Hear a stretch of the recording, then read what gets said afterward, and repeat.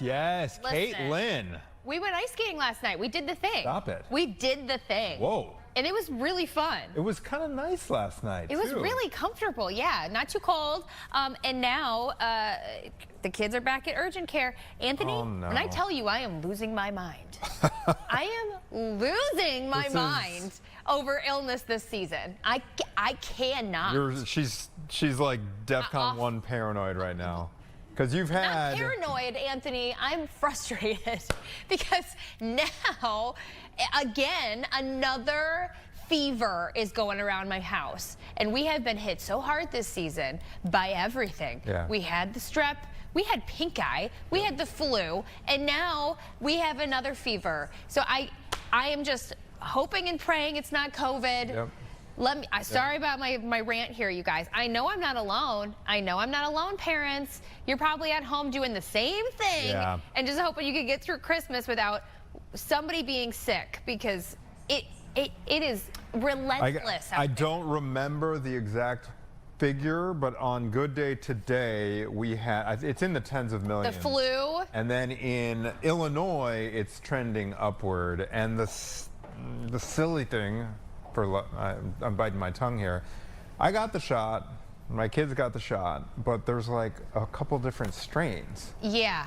So it's Which like strain did they make the shot for this year? I don't know the lettering of it, but all I know is the shots this year are based on the strain that was creeping up late summer, early, and so you're only protected against that strain, which is frustrating. I'm wondering if it gets your immune system going, though. Yeah, I hope so. So at least you got a little something to fight it, because when I tell, and maybe it's because I've got a kid in like elementary school this year for the first time.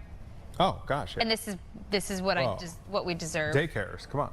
The 4-year-old. It is awful. It is awful. Okay, I'll get off my soapbox now. Can we wait? Hold on the disease front as well. This is serious stuff.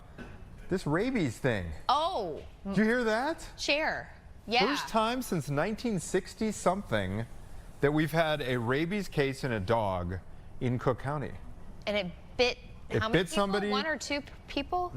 It bit one person, but it came in contact with 9 others. This is back on December 11th, and the following week, it had to be euthanized. Yeah. And then after it was euthanized, they tested it, and it tested positive for rabies. And so they think it come from Florida, from a rescue shelter in Florida, and they think that it had rabies actually before it was vaccinated. So that would be the only explanation.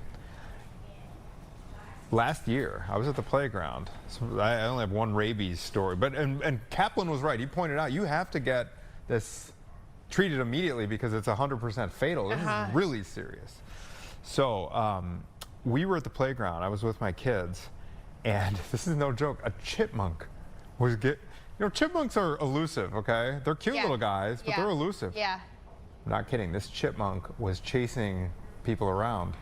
Bunch of kids. It was acting disoriented, and I am like, certain it had I'm certain, because like, when else would you get chased by a chipmunk? Right. So I live right by the playground. I went inside, grabbed a bucket, and basically put the bucket on top of the chipmunk. And then I got some kind of board, like a wooden board, and slid it underneath the bucket. Okay. So I was able to kind of, get the thing in the bucket. 'Cause it was chasing kids. I'm not even kidding. That is wild. Okay. And then I didn't know what to do with it. I didn't want to make a huge... I'm just going to confess here. I wasn't going to kill the thing. I wasn't going to smash the thing. So I took it across this railroad tracks. It's like me in this bucket. And then I just found the most remote garbage can that I could find that this thing could never get out of, and so I just like placed it in the. Is that Anthony? Should I have called?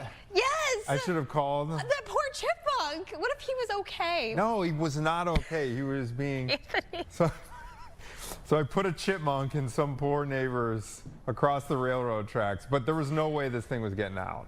It was like one of those tall 95-gallon. Anyway, I apologize.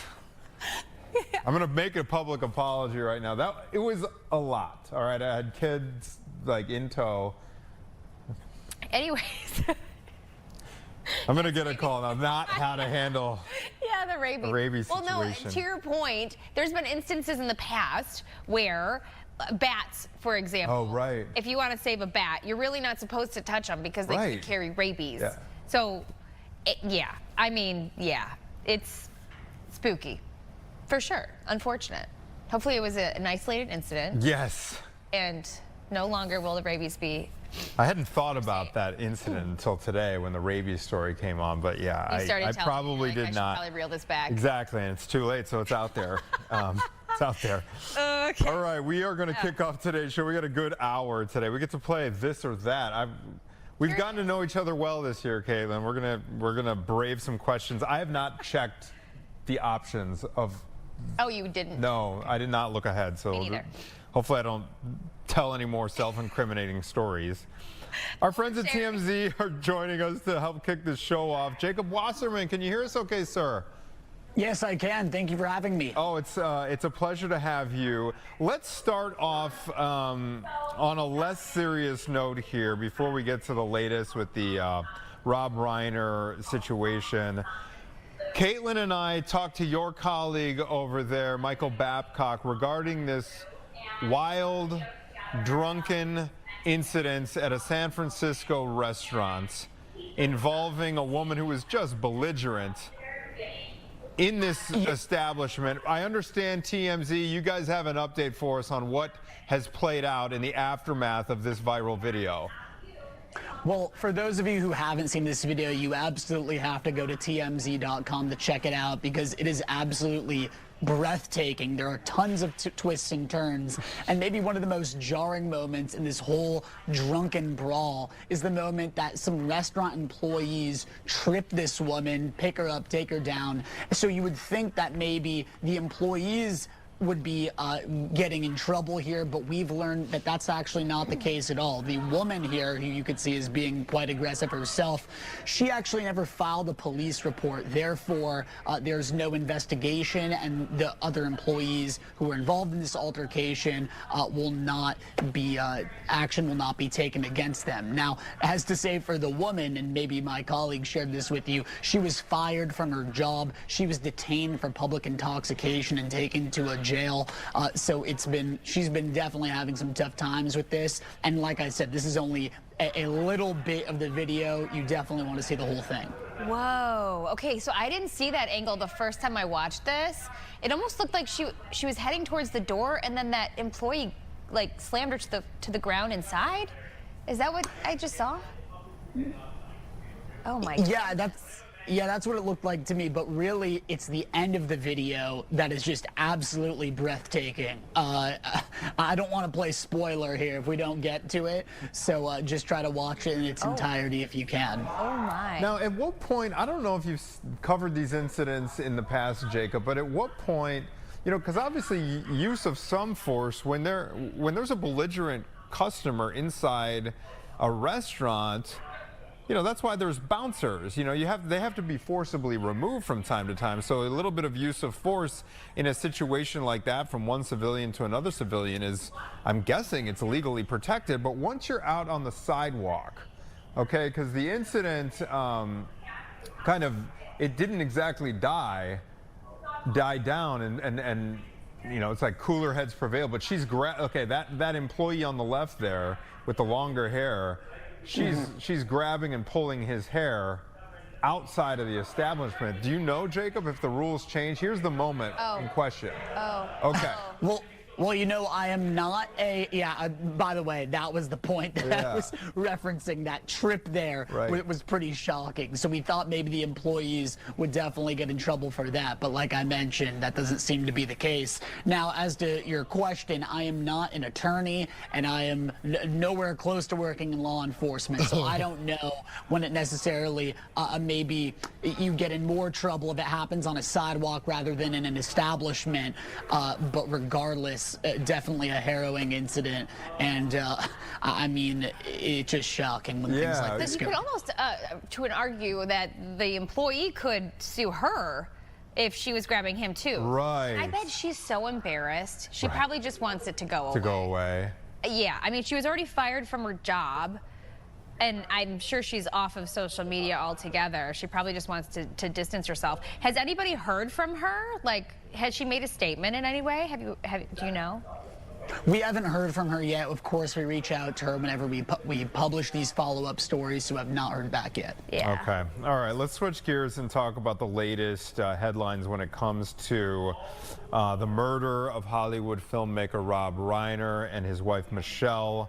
What updates? Get us up to date, Jacob. What's going on with this case? Well, Nick Reiner, of course, was a really complicated case, and we know that he was diagnosed with schizophrenia, and a lot of people are looking back to see when did things go wrong? What exactly was his trajectory here? And we actually spoke with an expert on the matter. Jeffrey Lieberman came on TMZ Live yesterday, and he explained to us that this could be a personal issue and also a systemic issue, too. Keep in mind, Nick Lieberman came in and out of rehab 18 different times. And what's the issue with these rehabs, in Lieberman's perspective, is he says that these rehabs are short-lived. A lot of people go there for about 30 days or so, and once they're clean, they're let back out. So maybe in hindsight, when you're addressing a mental health issue like schizophrenia, it's important that they're in longer-term care, maybe facilities where they could be monitored for a longer period of time. So I think that's some of the hindsight that you're seeing here. Oh, God. So I'm wondering, is the reason why, the motive behind it, not so much the drug use, but actually the schizophrenia that may have made him do this? Listen, I'm not a doctor, but I think it might be a combination of both. And actually what Lieberman said is when you go to a rehab facility, and maybe the point of that rehab is not primarily to address something like schizophrenia, that can maybe make it more likely once you're released, you might turn to drug use. And we know that Nick definitely had an issue with drugs. Maybe that what was also exasperating his schizophrenia too. So really, I mean, at the end of the day, they never addressed the root of the issue, and that's why things took a terrible turn. Okay. All right, Jacob. As far as you know, I think the last time we checked in with Michael, he talked about how the next, I guess the arraignment is going to happen in early January. Is that kind of where things stand here legally? Yeah, so that's going to be January 7th. Keep in mind, when we were in court for Nick's last hearing, I mean, we really didn't hear much from him. I think he only just answered the judge once. From what we've been told, he's actually been pretty calm. You would think maybe he's, of course, angry, aggressive, but that's not what we've heard. I think our sources are telling us that he's really just been kind of in a daze, and it's going to be interesting to see how he presents himself in just a few weeks. And no word from the siblings since this happened? Well, the siblings issued a statement, of course, saying how they are just distraught beyond belief, but they have not addressed Nick head on. Okay. All right. We'll keep tabs on it. Jacob Wasserman from TMZ, thank you for joining us, sir. Appreciate your time. Thank you for having me.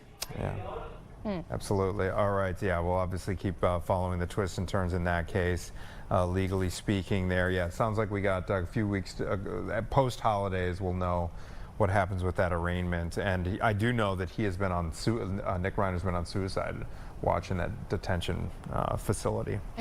All right, we're going to take a quick break here on the eve. Are we at the eve of the eve? Yes. This is the eve of the eve. Eve of the eve. And then when we come back, it's a holiday version of This or That. We want you all to play along at home. We'll be right back after this.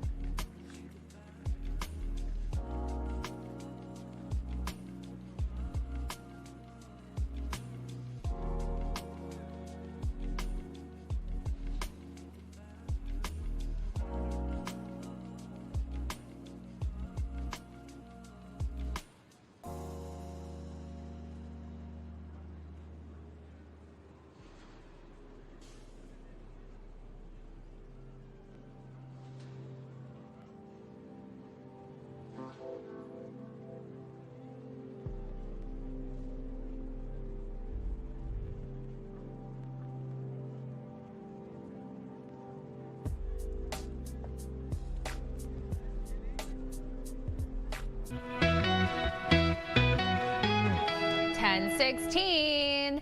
A little bit of this, a little bit of that. We're doing a holiday question, this or that. Here we go. And Anthony, do you have the Facebook pulled up? I don't. I wasn't able to find it in the time. Maybe because someone can play along with us. Yeah, get on Facebook, get on our Fox 32 Chicago Facebook page, and we have this show streaming there, and I'm going to be looking at the comments because I bet people have strong opinions about this list that we have ahead of us. Yeah. Okay, so play along. If you need a little study break.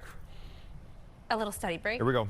Okay, all right, so I'm pulling it up. Do you want to? Yeah, I'll launch in, okay? Okay, Classic holiday questions. Real tree or fake tree? Okay, I already know you, and you already know mine, right? So let's explain. Okay, well, explain why you are a fake tree kind of gal. A fake tree kind of gal. Okay, I've got it up, by the way, if you guys want to weigh in. Okay, fake tree. Why? A couple of reasons. Real trees are very expensive. Yes. So you buy the fake tree once and done. You can reuse it year after year. Is it pre-lit? Yes. Yeah. Why else? It doesn't make a mess, so you don't have to clean up the needles. Maybe allergies, pollen, perhaps, in the house.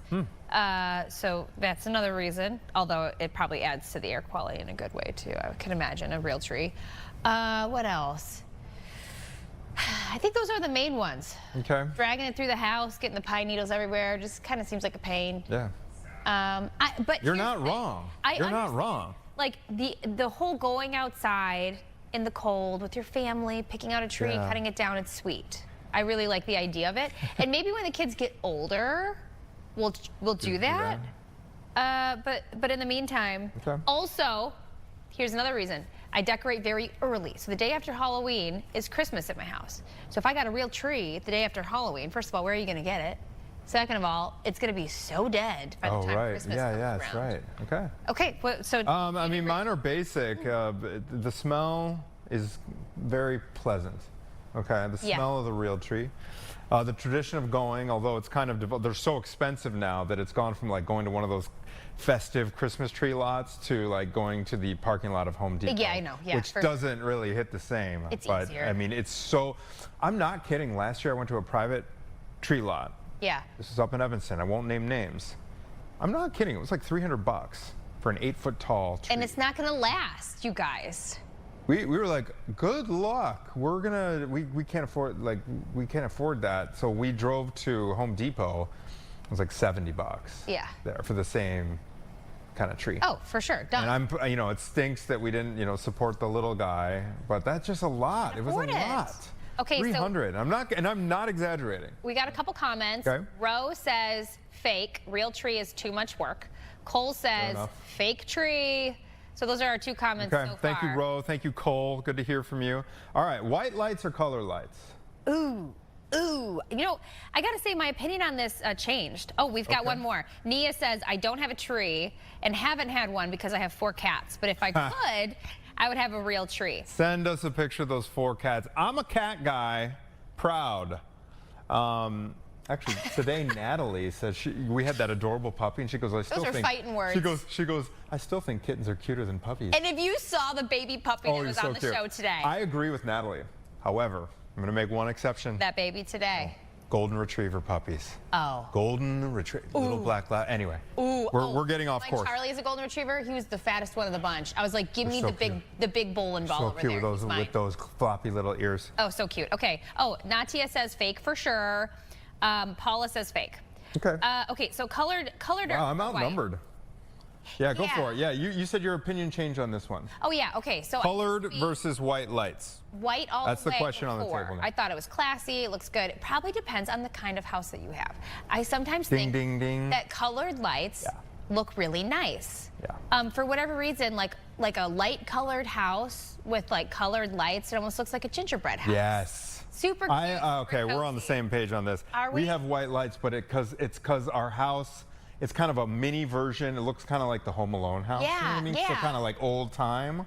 It was built in like 1920, and so the white lights look better for our particular. Okay. But, oh man, we have some neighbors who have the bright, you know what I love? Those big bulbs? Yes. I love them too. Those are so, they just put me in an instant good mood. But about the lights, you know what I don't like, which I made the mistake of buying that tree that I was just talking about. We bought our fake tree at Home Depot, I think last year, is the kind of light it is. So it's more of like a neon looking I know what you light. mean. I don't know, I can't remember what the word is. Mia, our producer, said something that stuck with me the other day. She's like, the incandescent lights hit in a way that the new LED ones don't. It's subtle. Maybe it's the LED but she's that I'm right. talking about. Yeah. It's the LED. And power-wise, you know, I still think LED is a great option. They still look beautiful. But there is something, and I think they're phasing out. Are they phasing out incandescent? They are phasing those out. Well, just power-wise, I think they're actually changing the regulations. It's harder to get certain kinds of incandescent bulbs even inside your house because of the changing laws on the books. It's a safety hazard as well. The LEDs are way less, they run less hot. It burns your eyes a little bit to look at it. Okay, open presents on Christmas Eve or Christmas morning. Whoa, we're going real controversial here. Now, there's people who do Christmas Eve. Maybe one present on Christmas Eve. I've heard that before, but all of the presents? Absolutely not. What? Can't remember. I feel like I've dated people. Hold like, on, in the Santa past whose doesn't families... even come until I know. Christmas night. Hey, again, we're on the same page here. Or, excuse me, Christmas morning. Yeah. Christmas Eve night, tomorrow night. So that doesn't make sense. Okay, so Christmas Day, you guys, although I will say, remember how I went on the rant earlier in the show about how we've been sick forever and ever? We've been stuck in the house a lot. And so a couple gifts that the elf delivered early preemptively? Definitely dug into those bad boys. Because I was like, oh, because and Grady, my husband, was like, no. Activities were needed. I was like, I can't just sit and watch TV. So I did break my own rule with that. Okay. All right, I haven't seen any comments from anybody about these other issues. But who's opening all the presents on Christmas Eve? Come on. All right. Wrapping paper or gift bags? Did you see the wrapping contest yesterday between Gabby and Tia? How did it go? I saw a conflicting. Was it funny? So the one comment I said is that Tia got the nod over, but they had some really challenging gifts to wrap. Like it wasn't like a box; it was like a back scratcher. Like yeah. That thing was a strong. I think they both did amazing. Okay. But I do not like the gift. I mean, it's easier, but I'm not a fan of the gift bags. I think I like the wrapping. Yeah, even though it's more effort. Gift bags are so expensive. So who's picking gift bags? I mean, unless you have some left over, because I do have a few to be reused, because they're so pricey. Keep reusing those things. Yeah. We have a whole stack of them, and they don't, I mean, unless they get really crumpled up, they're fine. Yeah. Reuse the gift bags, but otherwise I'm with you on the paper. Just buy, I told you guys this before in case you missed it, buy that brown paper that looks like paper bags, like paper sacks that you get at the grocery store. Buy a roll of that stuff on Amazon, and then just get different kind of bows for different seasons. We did it for my parents. I think it looks cool. My kids decorated the paper themselves. Yeah, that's probably the cheapest way to go. Ooh, here's another controversial one. Okay. Christmas music before or after Thanksgiving? I'm guessing you are in the before category. If you're like post-Halloween? Correct. So you're cool with Christmas music pre-Thanksgiving? Yeah. Oh yeah. Thanksgiving doesn't even, we just kind of skirt over it. Yeah. I love Thanksgiving. What about you? I'm gonna say after. I like Christmas. I think it hits. It's kind of like fasting before the Thanksgiving meal. You know, I don't like to eat a lot so that I'm absolutely famished going into the meal. Same thing with the Christmas music. I'd rather hold off for like 11 months so that when it hits, and then because you hear the same tunes so many times over and over during the acute month. You know what I mean? So I'm in favor of waiting. You like Thanksgiving. Do you even own a Thanksgiving decoration? Do you have but we went with turkey figurines? Yeah, we had a bunch of different colored gourds and pumpkins on the front porch. That kind of counts, fall. Right? Yeah, like fall. And actually, Maggie, we got in a fight over this. I air a lot of dirty laundry on this show. She put up these 2 corn stalks, you know, like the dried corn. Sure. But we have these columns, you know what I mean? They're like decorative. No, nailed it in, like screwed it in. I'm like, you know, screwed it into the decorative columns. So I'm like, that's a long way to go. But you didn't. But she, you know, did she tell you we're going to use this same screw next year? So leave. But then they're just there all year. The whole. They get rusty. I did that last year too. I'm like, just don't screw anything into our grand piano, please. Into your grand piano? Yes, like I'm like, this is a. Oh, because she was screwing all the. Yeah, I'm like, that's pretty permanent. Yeah, exactly. Yeah, but then it falls down. It's annoying.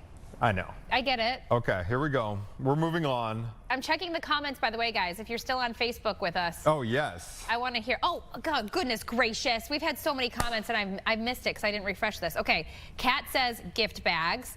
Okay. Nadia says save Christmas Eve for cookie baking. I love that. She also says wrapping paper, ripping the paper is fun. Let's see. Gift bags are great for older people who can't open wrapped gifts, says Kathy. It's nice. That's so true. Or who have 0 arts and crafts skills like me. Yeah. Okay, Douglas says open the gifts on Christmas Day at midnight. Okay, that's a little bit much. Stay up till midnight? Wait. When does Santa come, though, Doug? Okay. Like, because if you're awake that whole time, yeah, you're gonna. You got to talk us through the time-space continuum on that one. Ulysses says Christmas Eve. Stop it. There are more Christmas Eve families than you think, Caitlin. It looks like that it. does not surprise me at all. I'm telling you. Emma Lene says smaller gifts on Christmas Eve and everything else in the morning. Rose says Eve.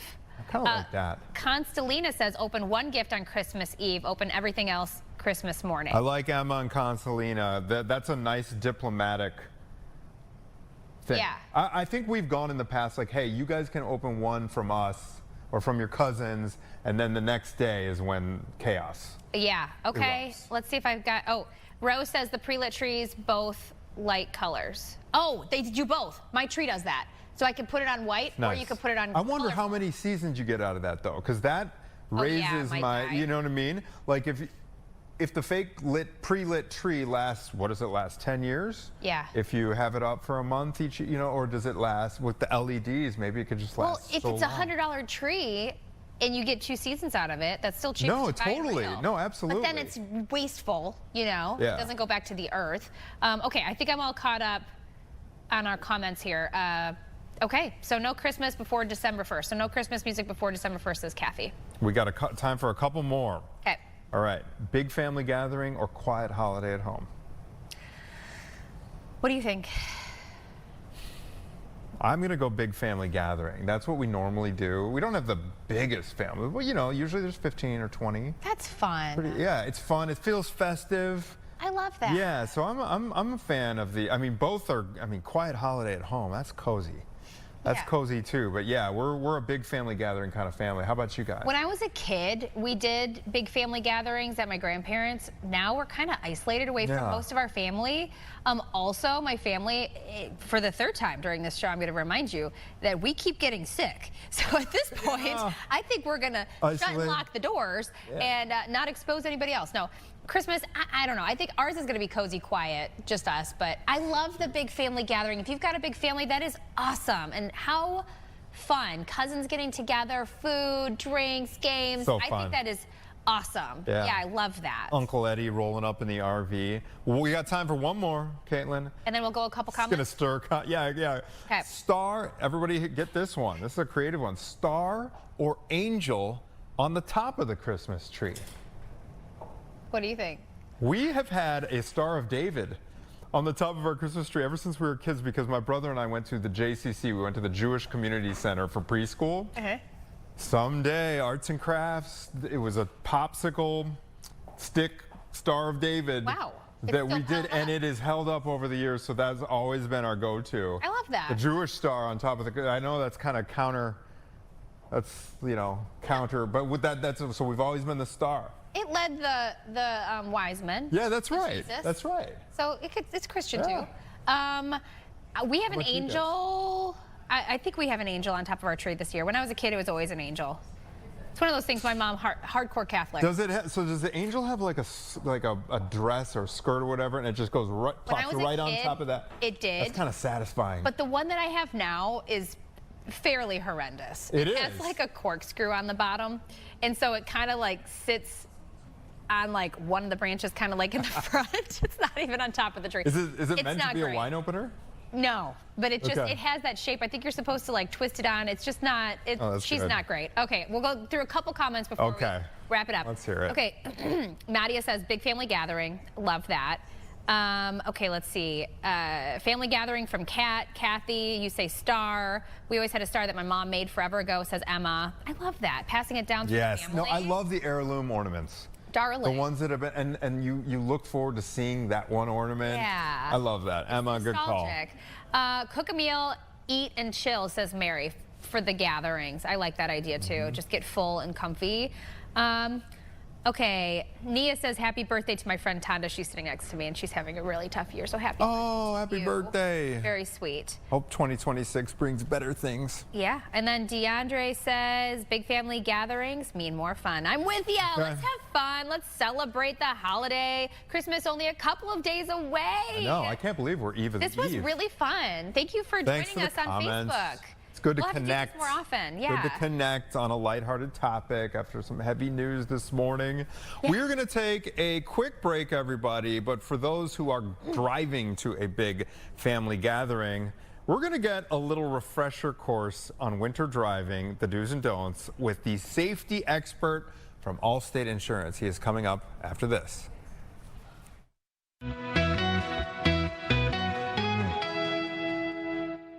Are you ready to ring in 2020?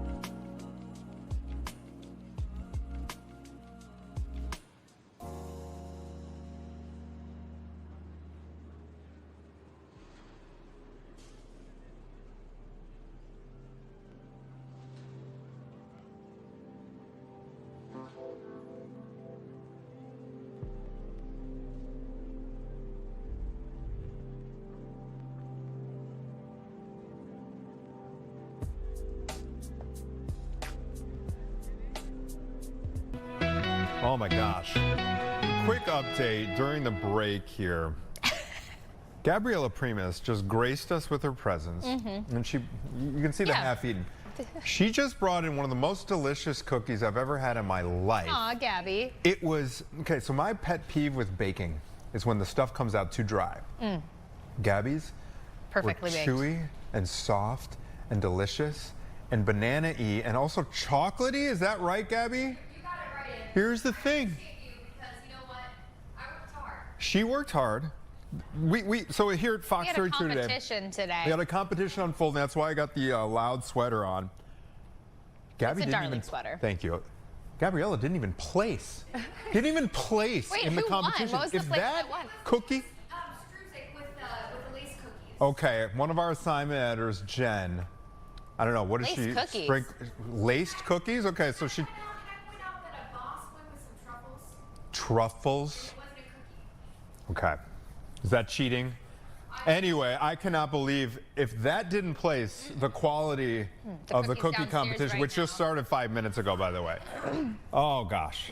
It has a little bit of saltiness on it. Oh, it was Delicious. perfect, Gabs. I would have finished it, but I had to stop eating because we have a segment to do. See what's waiting for you for the next commercial break. So good. All right, we got some serious business to get to. Yeah, we do. Okay. Millions of Americans about to take to the roads. Driving. Chicagoland, luckily, we're getting pretty good weather. Yeah. Today is fantastic. A little bit of rain in the forecast for the next couple of days. Well, really tomorrow. Christmas Day is going to be cloudy but dry, and then Friday we've got some rain. But if you are going to be traveling, we want to get you all the safety tips for driving in the winter, not only for the holidays, but of course, the couple of months ahead of us. So joining us is Allstate safety expert Brian Tidwell. Thank you for joining us this morning, Brian. Thank you for having me, and I want one of those cookies. We will save one for you, Brian. It doesn't look like you're too far away. It looks like you're right over there in the loop. What is that? Wells Street behind you? Merchandise Mart. Yeah, we're in Merchandise Mart. Yeah. You just walk on over. We got tons of cookies for you. All right, Brian, let's start with prep here. There are some must-have winter essentials that people forget every year. What needs to be in the car before you leave?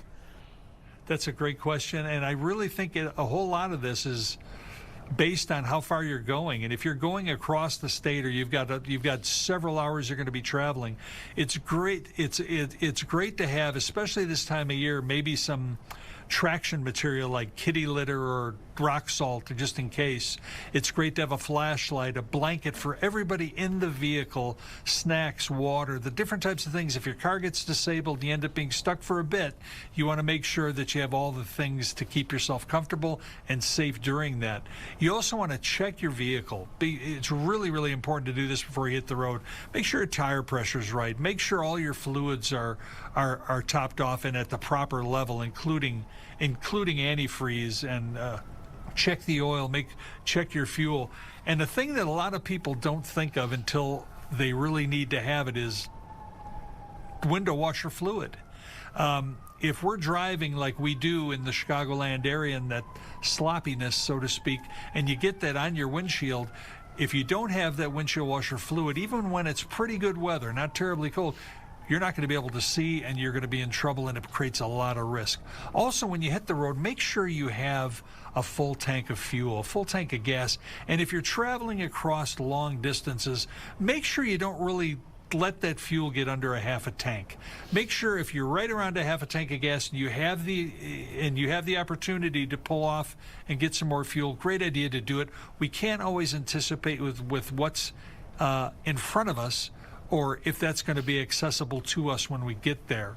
So also really important, it'll help you out a lot, download the Allstate app.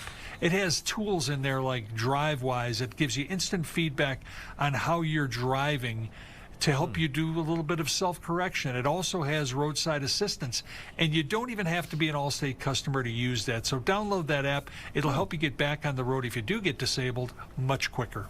Brian, I gotta ask, so in my car, I actually got it as a Christmas gift. It was super sweet. A little emergency kit. So I saw that you had on there those like light up triangles or the reflective triangles. Is there a specific kit that you would recommend people purchase online? Absolutely. If you can get yourself, you can either get the entire kit online, or you can just buy the individual pieces for it. But the reflective triangles really give the people that are coming up behind you, especially on a highway, lets them anticipate the fact that you're there so they can get out of your lane. It really is a good idea. I remember one Christmas, we always used to head down I-65 to Indianapolis because that's where my mom's family was. I think it was some kind of oil or gas propane truck that crashed in front of us.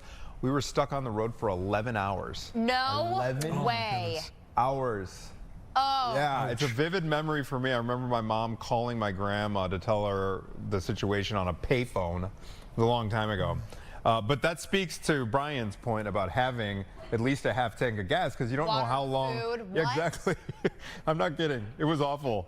There were tears shed. That's a great example of what that could holiday, happen. right? Wow. Okay, so Absolutely. hey, Brian, I understand that Allstate data show that people tend to drive a little more dangerously during this time of year. Do we know what's behind this phenomenon, and what do we need to be aware of here? You know, it really looks as if people anticipate where they're going, and it's generally a fun anticipation. So they want to get there as quickly as they can, and that causes more collisions, causes more calamity. So really thinking it through. In other words, if I'm driving to Indianapolis from Chicago, I want to know what the weather looks like from where I'm at, where I'm going, and when I get there. And I also want to plan enough time so I'm never tempted to say, oh my goodness, this party's going to start in 2 hours and I'm still 2.5 hours away. And intuitively, most people try to make up that time by going faster, which puts you at a higher risk. Travel time is really important, and focusing. Put that phone away. That's really a terrible problem that we have these days, is that people are looking at their phone when they're driving. When you look at that phone, you take your eye off the road, you tend to drift. There's all sorts of perilous things that can happen. Keeping it close, fine, but keep it in your pocket and don't be tempted to just look at it when you're getting a little bored. Okay, so let's talk a little more about driving in the winter weather, because we still have a few months where we could see some icy conditions, some snow on the roads. Absolutely. Do you have any quick tips on how to handle those sticky situations? If you start sliding, is there a certain way you should turn your wheel? You know, you get stuck in the snow. What should we be doing? Absolutely. Skid recovery is an important thing, and intuitively, whenever we start to slide or lose control of our vehicle on snow, ice, or water, we tend to want to hit the brake, and that's really not what we should be doing. So if you find yourself on snow and ice and you start to feel like you're starting to lose control a bit, just take your foot off the accelerator. You want to gently steer into the skid, and when you start to regain that traction, then gently put your foot back on the accelerator and continue on down the road. Really important, though, too, is to keep that space in front of you. You know, if you keep that 3 vehicles or that 3-second pad in front of you, you can react. You'll have more time to react to that, to stay on the road and reduce your speed. But when you start to slide, take your foot off the accelerator and don't hit that brake. Try to, if you can, just steer into that skid a bit. It'll help you to recover quicker and get back on your way. There is like a few things more stressful for me than riding shotgun with someone who is following too closely on the interstate. You know what I mean? It's just like, come on, can you give a little more space? It's like, I've got a little story too to share. When I was driving home to Michigan one year, we thought that there was something wrong with our car because it would get a little bit like out of control. Only when we went underneath overpasses. Turns out it was icy under the overpasses because of the shade. The sun had melted the ice. So that's something to keep in mind too. If you're driving along and then all of a sudden it feels like slippery, it could be because you're just hitting some icy spots. Yeah, that black ice is frightening too. Black ice. You can't see. Right. All right, Brian, anything else you want to get on record before we let you go? We're about out of time.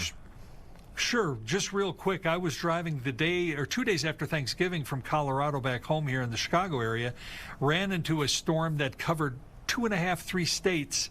And I just made the decision to get off the road and spend the night. And you have to know when to say when, because your family's health and safety is very important.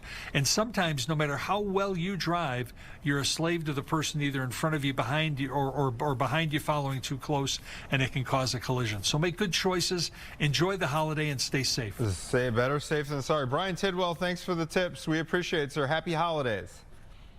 And to you, have a safe holiday. Come by and get your cookies now. We'll save you a few. Absolutely. All right, have a great one, Brian. We're going to take a quick break. We had the debate that unfolded on our Facebook page as well, real versus artificial tree this year. Coming up after this short break, talk about the tradition of actually going out and chopping one down yourself. A lot of families make this a tradition, and nowhere is this like better executed than at Richardson Tree Farm in Spring Grove. We have a beautiful story to show you from that facility right after this. Get great gifts for the gearhead in your family at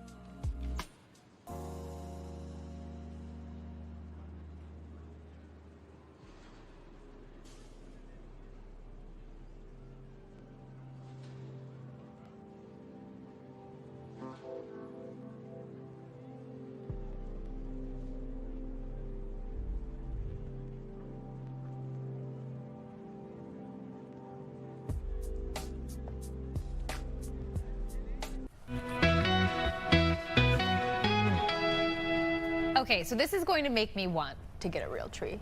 Yeah, I know. It's beautiful. Okay, so we are going to show you this tree farm in Spring Grove that's been making the experience special for decades. We're taking you along to see the magic for yourself. It began with pagan rituals of bringing evergreen boughs into your home in the wintertime to remind you that spring will come, that there is life everlasting, even in the cold, bitter winters. You get fresh evergreen boughs in there, and they stay green all winter long. That's kind of the start of the Christmas tree tradition. Our farm has been here since 1836, and this land we're standing on is part of the original homestead by my great-great-grandfather and his brother. Farming has changed a lot over the years. It was a dairy farm when I was a kid growing up. Brother and I each decided separately we wanted to come back to the farm, raise our families here. And my parents said, well, boys, what's next? And we're like, well, I don't know. What do you mean, what's next? But they knew that nothing ever stays the same. Particularly in farming, you need to change with the times. We had some areas of this field that was pasture for the dairy cows. We weren't utilizing that ground. And we searched for, vegetable crops and strawberries and apple orchards. We decided we're going to plant some Christmas tree seedlings. So they're about 14 to 20 inches when we buy them. We planted 1,000 trees every year as kind of a nice little side hobby for raising pigs, corn, and soybeans.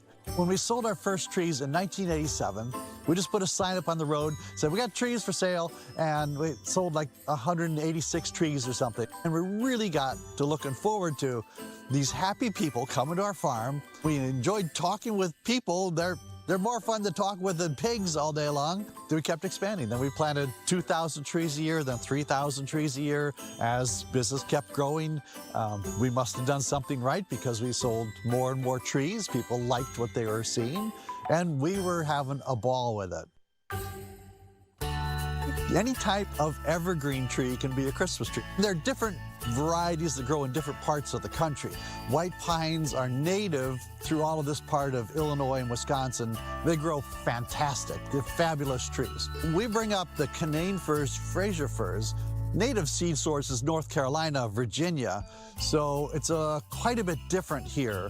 When we buy the seedlings, they're about 14 to 20 inches tall, and they grow about a foot a year. So in 7 years, we'll have trees that are about an average of 7 feet. These trees behind me are in their 9th year, I think, and there's mostly, there's a 5-footer right next to me, so they're all different, just like people, I guess. What makes a good Christmas tree is how you trim it or shear it, shape it over the years. Almost every year, every tree needs to have a little bit of a haircut to keep it into that nice shape. And when you clip the tips of the fresh branches, it'll add more buds and fill out and make that nice shape. All of my trees are really, really good. So, and it's very fun. We're out in the fields and people are walking all around, and there's hats and gloves on the top, and then you hear your kids going, "Dad, come over here," and they're searching for the perfect one. On our farm, I'd say about 80% of the people take the wagon rides. We have free wagon rides running all through the farms. It's just fun to just kind of get out and see the open spaces, walk around with the kids and the dogs and everything. Then you get the warm barn where you can go inside, hot chocolate, hot cider, beer, wine, gelato, all the gifts and the fresh wreaths that we make. We buy a wreath ring, which has clamps all the way around the rings. There's an art form to making the wreaths. A lot of times we buy in greens because we don't produce enough extra greens. Sometimes we'll cut down a tree that's not quite perfect. The lawnmower ran into a branch, and we'll cut that up and make our wreaths out of that. You just kind of lay out those very carefully around a circle so it's nice and even, and get a beautiful wreath. Then we got the bow makers that make the bows, and then the decorators that put all the different decorations on. But there's nothing that beats the aroma of a fresh evergreen tree in your house. I'd like to point out to people that Christmas trees are a crop, and they are grown specifically for this purpose. So once in a while I hear like, "Oh, it's a shame to cut down this tree, it's so beautiful." But I've grown them for this purpose. They need to be cut. So it's like corn and soybeans that grow all season long, and then we harvest them. Real trees are best for the environment. They're a home for wildlife all the years that they're growing. They're absorbing carbon dioxide, producing oxygen, and it's a 100% renewable, sustainable resource. 100% recycled after you've used it at Christmas time, goes right back into the earth. And us farmers, when we harvest a tree, we're going to plant new ones, so we always have Christmas trees growing. Couple things about that, Caitlin. First up, that was an awesome sales pitch at the end, because I've always wondered what is better for the environment, the reusable, because you're buying the plastic artificial one once, but like you said, you can use it for years and years and years, and you're not buying new packaging and all that stuff. However, what I didn't realize was, hey, those trees, they are good for the environment. Yeah. Good to absorb that CO2. Habitat for wildlife. And then, as he points out, if you properly dispose of the tree, they can mulch it, recycle it. It's kind of one of those circle of life things. Or throw it in a lake. I think fish, fish like to live habitat. Inside of the trees. So there you go. Yeah. Maybe when you're maybe if the lights on yours ever burn out, that's 100%. That's the year to try it. I think it would be so fun. I think once Bodie gets a little bit bigger, we'll go get a tree. During that segment, I smelled pine. She did. She's like, does anyone else have, that's Someone's- it's like psychosomatic or whatever the word is, where I still smell it. Someone is lighting a pine tree well, that was candle. Don't they have for you artificial tree people? Can you buy like an aerosol? Of course you can. Do you get that? Or is that bad for the air? Thing. It's a plug-in thing. Well, it's probably bad for the air, but it's still cool. I really like that. I want to, in another life, grow up on a Christmas tree farm. Well, in retirement as well. Did you see how relaxing it looked? Those volunteers in that beautiful barn, just sitting there at a big wooden table, making those wreaths with the little machine. Like, I would like to just post up there. And I'll go trim those trees throughout the year, get some fresh air. I love that idea. I'm sure that there's been holiday movies. I really like it. Okay, thank you to everybody out at Richardson's. Can't wait to visit there one day. Here's something else, kind of trending on the holiday front. We're holiday heavy this show, but I love it. The Fox Valley Mall. This is out in Aurora. Oh my gosh. They almost had the situation completely ruined yesterday at the mall, okay? Yeah. This might not surprise a lot of people, but fortunately, the Aurora police stepped up in a big way. Check this out. Stop running! 100. Red jacket, red hat. Stealing Christmas. Run, police, stop! Okay, so the Grinch was stealing presents. I am not surprised to see this. But I gotta say, before the show, we go over, what we're gonna be talking about, and this concerned me because I was told the Grinch was arrested, and I didn't know why. But when it was explained to me that it was because he was stealing presents, I thought, oh. Look at the kid laughing in his face. Yeah. Oh, there he is. He was apparently going for the presents that were underneath Santa's tree. Uh-huh. So, look at that disguise, too. Try to disguise himself as Santa. How could he? Oh, let's watch this. This is so satisfying to see. I want to see his face. The body cam. Get him in there. The Grinch is kind of creepy. Cart him off to jail. He's a mean one. Oh, look at him. Look at that. Look at him. Red-handed. Wait, is he cute? I think he's cute. He was just hiding behind that tree. No, Caitlin. Not cute. Oh, He's a bad banana. Bad banana. A mean one. I wanted to see kind of a bigger open field tackle. Oh. Like you see when the fan runs out onto the field, but we'll take it. But look at his fuzzy fingers, Anthony. No. He's got fuzzy You have too big of a heart, Caitlin. I think you have too big of a heart. No sympathy. Aww. You know what I mean? Although, you know what? If memory serves, the Grinch does learn his lesson by the end of the story. Oh, yeah. And so hopefully, you know what, guys? Hopefully this is a teachable moment. He just needs some of these cookies that we got. Well done, Aurora PD. Thank you for keeping us all safe. Here's something else. This is new this year. I haven't heard of this one. Yeah. Resting gift face. Are you guys ready to hear another I'm going to let you overshare from explain Anthony? what does no, go for it. Resting gift face. Yeah, who are you going to call out again about this? Oh my gosh. Okay, I'll tell you what it is, and then he'll tell you the story. Just think about what you want. I've called out my wife already on the show. I outed myself with the chipmunk story. Phil Ponce, my dad. I hope my dad is listening right now. Phil Ponce, resting gift face. Proceed.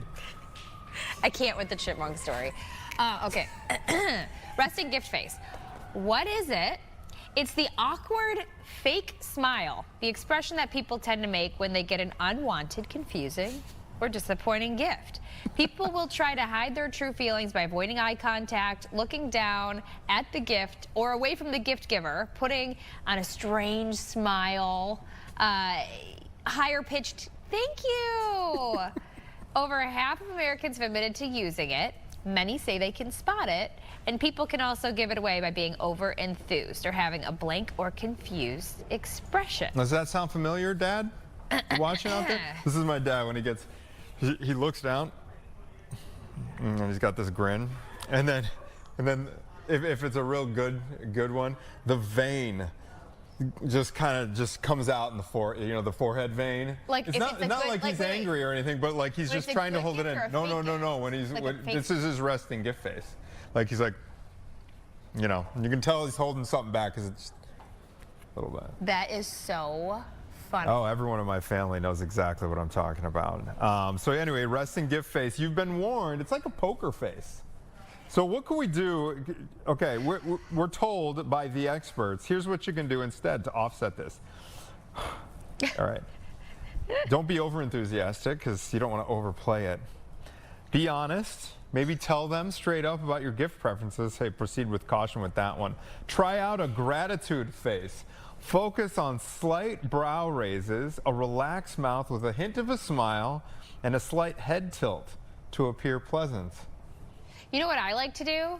Just find the little kid in the room and say, hey, you want to open this for me? Help me open this. Oh, there you go. Help me open this. He's Santa's and then it'll little make it helper. less awkward because I do feel like opening presents in front of people is... It can be. It's just an awkward experience altogether.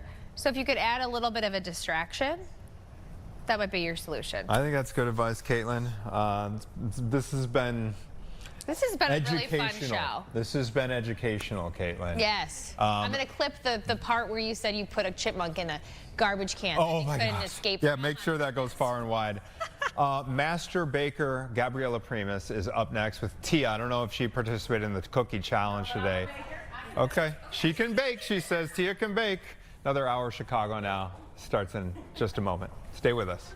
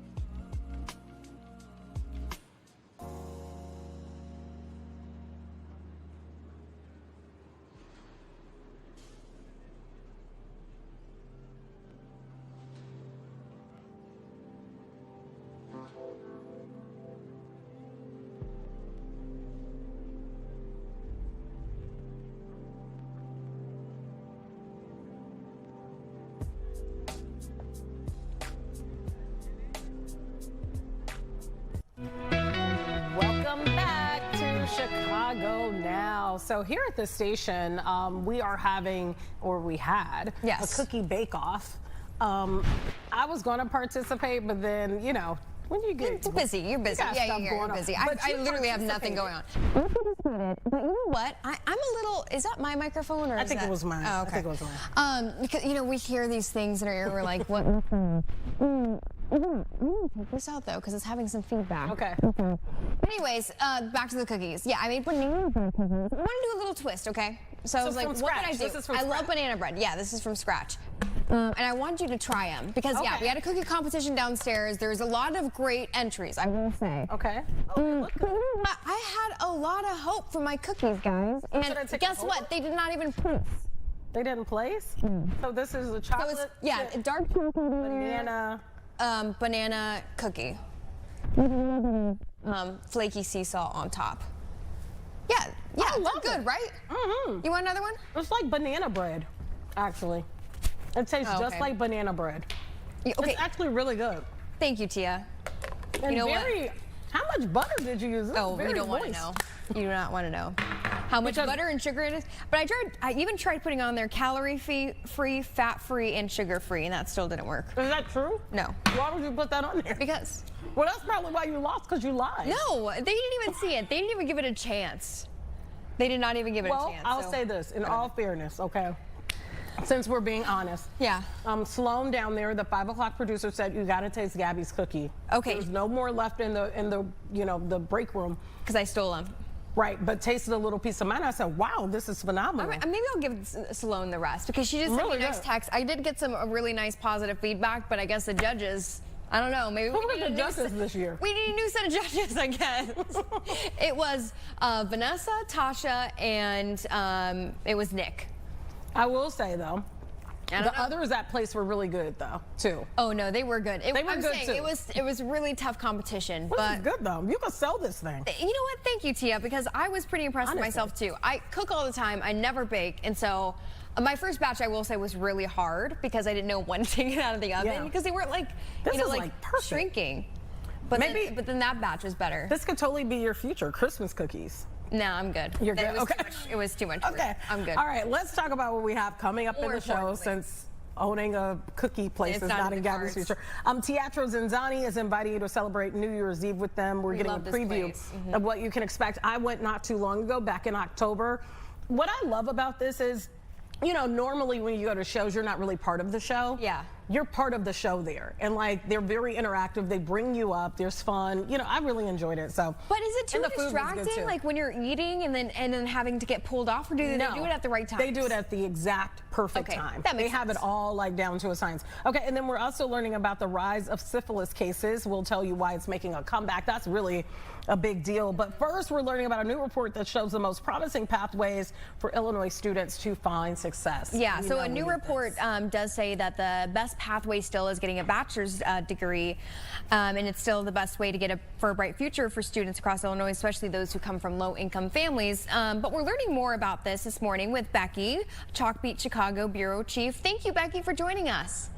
Thank you so much for having me. Yeah, okay, so let's talk about this report. What was it looking at? So this was a report put out by the Illinois Workforce and Education Research Collaborative in partnership with the U Chicago Consortium on School Research. And what they did was they compiled longitudinal data on students who graduated from Illinois high schools between 2008 and 2012. They compiled a couple different data sets from the State Board of Education, the Student Assistance Commission, which tracks financial aid and just college enrollment data, and then the Illinois Department of Employment Security. And I know that's a lot of different agencies, but really what they did was they were able to track the outcomes for these students over time based on the degrees that they obtained or the certificates that they got, and then the jobs they went on to have later in life. And really unequivocally, the researchers found that the bachelor's degree is the most consistently the most consistent pathway for people to have upward mobility, to get into a good paying job after their education. Yeah, it's sort of lifting your own self, you know, by your bootstraps kind of conversation there. Let me ask you, was there any indication of you know, who outperformed who based on what the degree was in? Yes, so they also looked at, and they actually did this with alternative pathways, so non-college degrees that maybe you only needed an associate's or a certificate to move into a good paying job. And they did find 5 industries where you could attain sort of similar earnings than you would with a bachelor's degree. Unsurprisingly, perhaps for many people, they were construction trades, electricity, veterinary and agriculture, healthcare, and the 5th one I am drawing a blank on. But the interesting thing about all those alternative pathways was that they found that those tended to be more inequitable, and they favored men over women, and typically white and Latino men, which again, when you think about like construction trades and some of those engineering fields, technical fields, those tended to favor men over women. And so again, the bachelor's degree is better. They also looked at socioeconomics. So as you mentioned, lower income students from lower income families tended to not move up the economic ladder as quickly in some of those fields, even though they were pathways that could lead to good jobs. So you're saying those were people who chose to do like trade schools instead of the traditional bachelor's degree path? Yes, the trade pathways were also leading to good jobs, but they heavily favored white and Latino men, with the exception of healthcare. Actually, healthcare was probably the most equitable in that it also saw good outcomes for women, women of color, Black women, Latina women. They were able to move without a bachelor's degree through certificates that would get them into healthcare fields that provided upward mobility. It makes sense what you're saying, because we've heard, you know, if you look at some of these communities where there used to be trades within the high schools, Chicago public high schools, you hear a lot of parents saying bring back the trades, you know, so that it would give kids a better footing in terms of their future. Let me ask you, in terms of the colleges that some of these students went to, did they look at where they went? Did a lot of these students decide to stay local?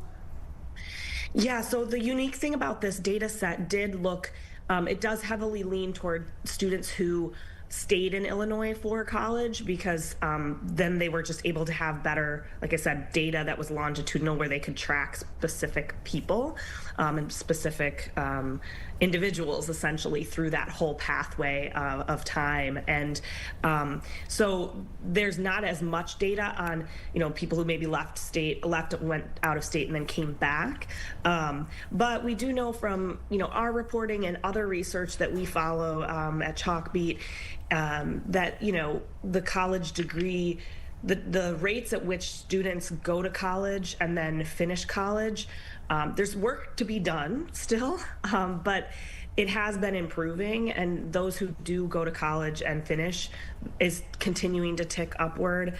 And some of that, at least in the Chicago area and Chicago public schools, some of that can link back to policies that changed in CPS around 2018. They started requiring students to come up with a post-secondary plan. To your point about what does your high school offer, what does your counselor encourage you to explore, those things really do matter in terms of longer outcomes for students.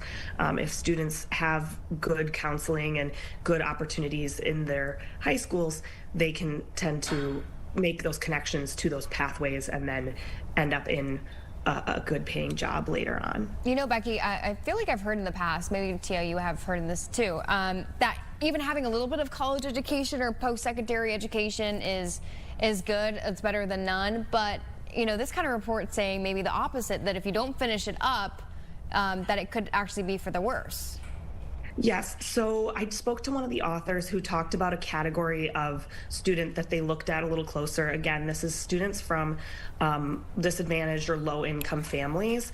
They tend to be overrepresented in the category known as some college, no degree, which is basically what she said was the worst of both worlds, where you've gone to some college, you've taken on debt, you have some skills that you've learned, but you never finished the degree. And so then the connection to the actual workforce, that link kind of falls apart and didn't come through. So that category of some college, no degree is really disproportionately represented by low-income students. And that is something that, when we're thinking about upward mobility and improving outcomes for all families, all students, but particularly students who come from low-income families, that's an area where I think the researchers would encourage, policymakers and others to focus and try to figure out how can you make sure that college completion occurs. So you could have a really supportive high school environment.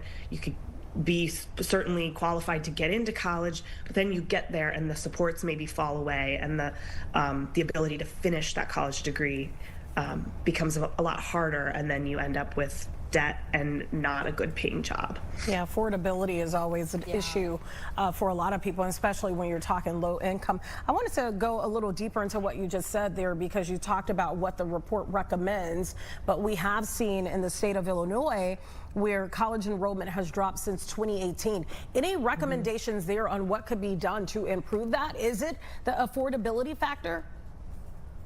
That's really interesting. This particular report didn't look at the affordability of college itself, but you are right. And the authors recognized that the cohorts they looked at from 2008 to 2012, these are older cohorts, of course, because they needed that longitudinal data to find them in the, in the workforce data. But in more recent years, yes, college going is down. People aren't necessarily seeing the payoff. Like I said, this specific report did not speak to that, but there is other research that has talked about the cost of college can be a barrier to a lot of families. And when I was talking about that CPS college enrollment data, the researchers at the University of Chicago who track that information, their latest cohort, they have a cohort that was, I think, took the class of 2022 or 2023. But in their latest data, they looked at, in particular, some of the hiccups with FAFSA, which is the Financial Student Aid program. There were hiccups with that a couple years ago, and that caused a lot of, a lot of kids, I think, who would have otherwise gone to not go because they didn't get, the aid applications weren't approved or didn't get through. So affordability is certainly a big part of the conversation in terms of college going right now. Well, you know what? I am glad that you guys are reporting on this, because hopefully this is encouraging to people at home who are thinking, oh, do I want to go to school, or is it going to be worth it because of all the debt? Like you said, I can't afford it. Have you had a good response? Maybe saying, readers saying, hey, this kind of changed my mind a bit?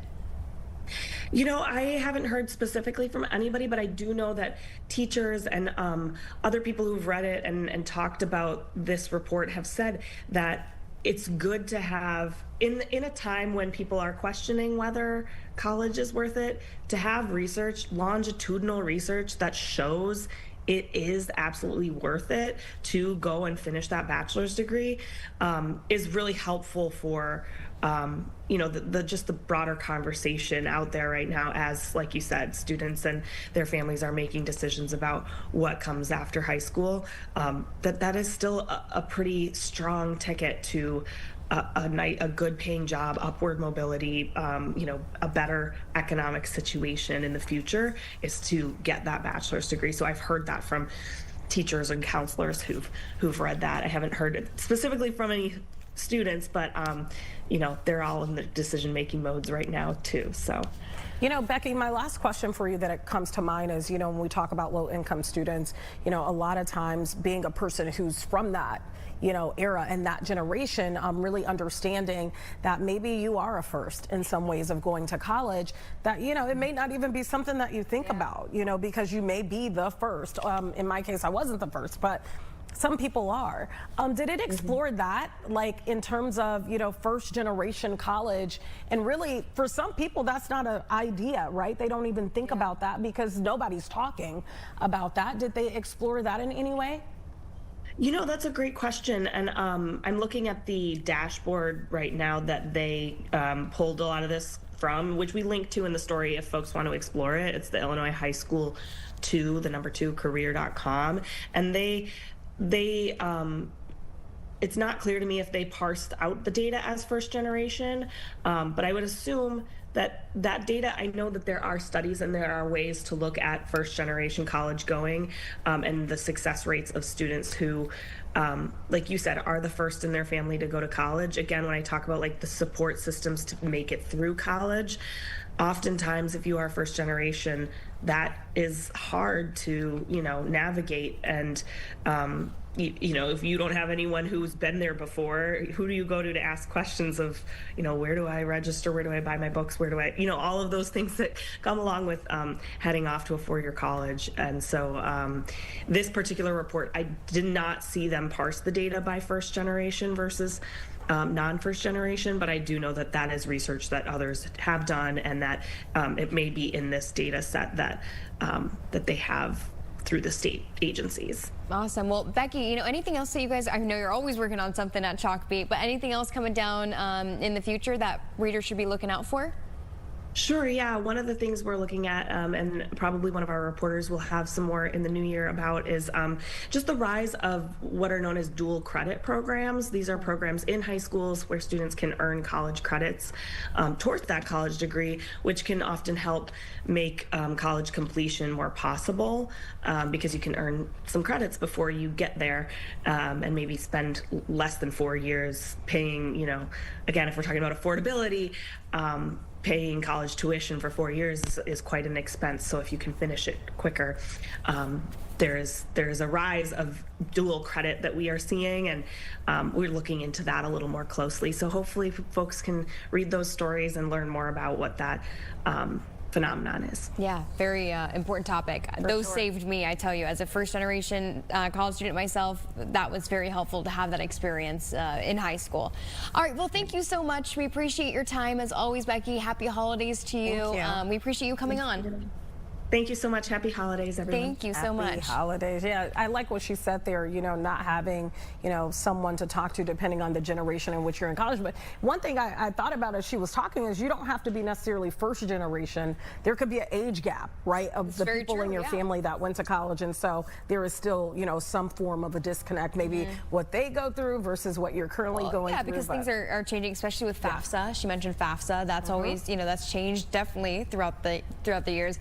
That was a big biggie for our family. Just navigating it. You want to ask the right questions. You're almost embarrassed to ask those questions too because it seems like it might be obvious, but it's not. Anyway, switching subjects over here. So a lot of people think of syphilis, right, STD, and think of another century. Well, actually, it's very prevalent today. So coming up after this break, we're going to go through some of the facts. It's actually the highest since 1950s. Scary. We'll see you in a couple minutes.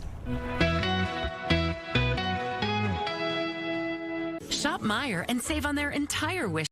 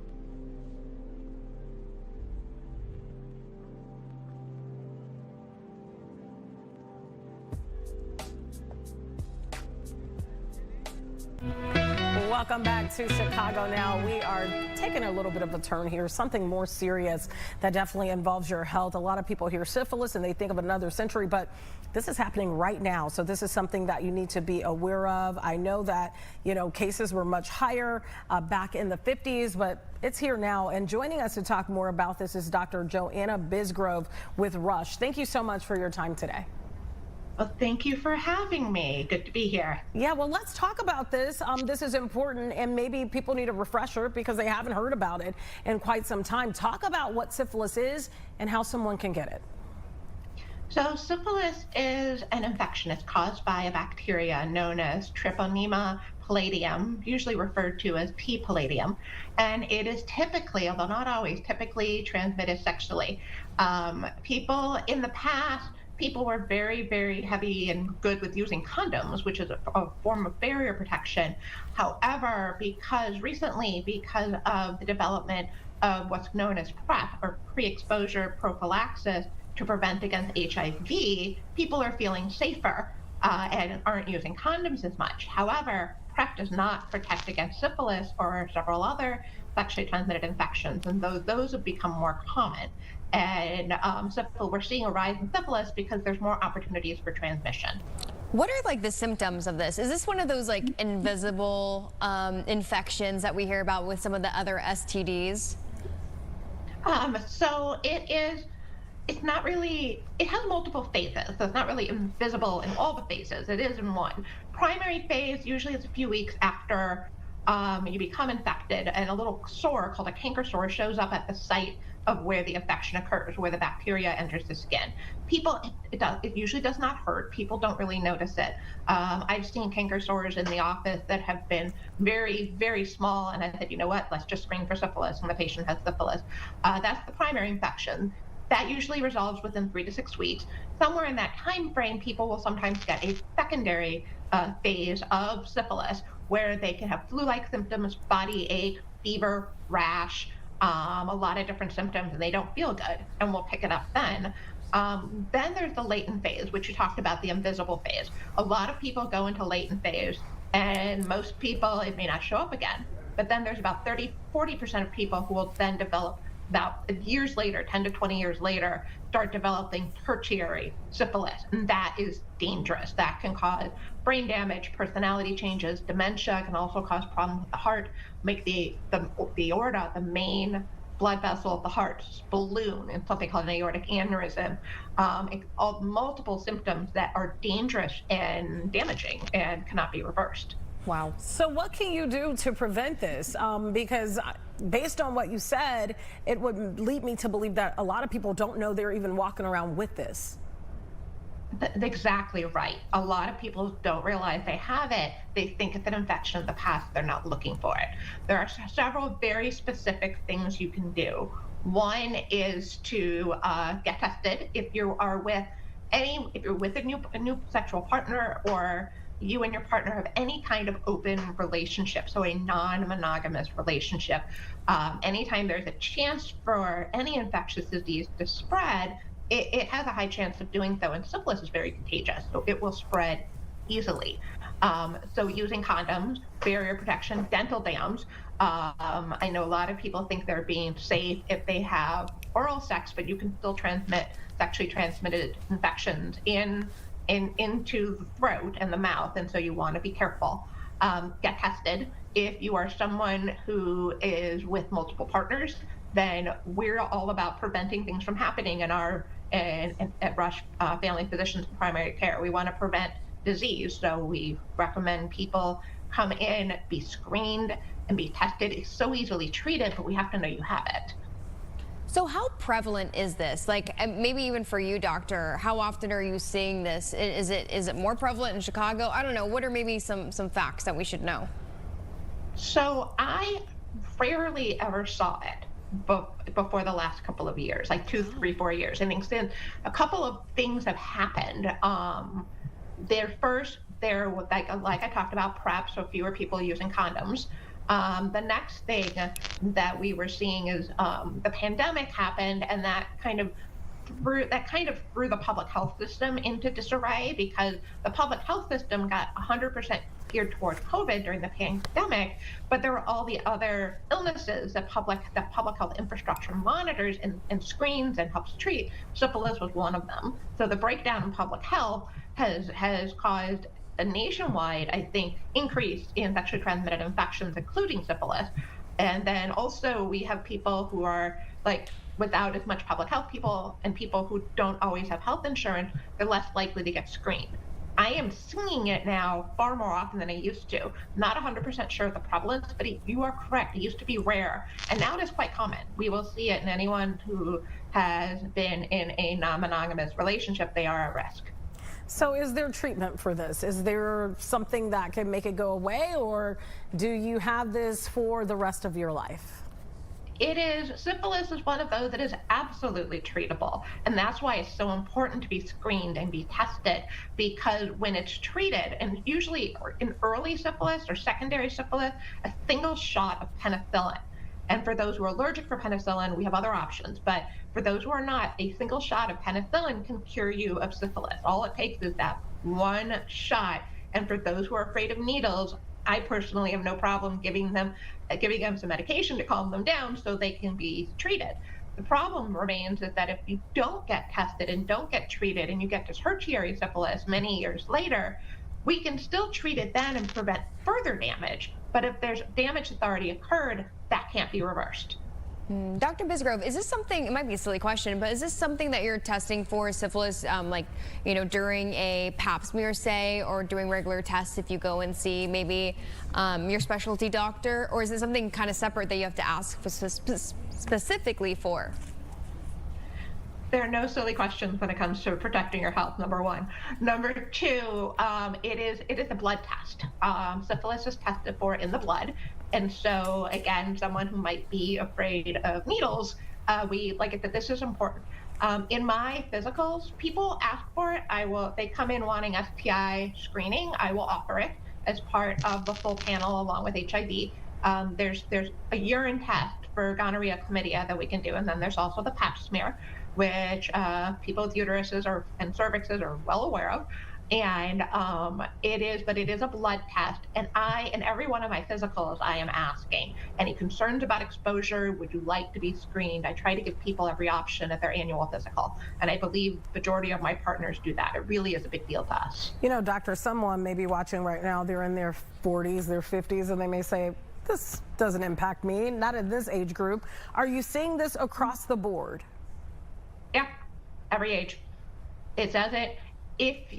Part of the reason is that we have a lot of people who are getting divorced. There's open relationships.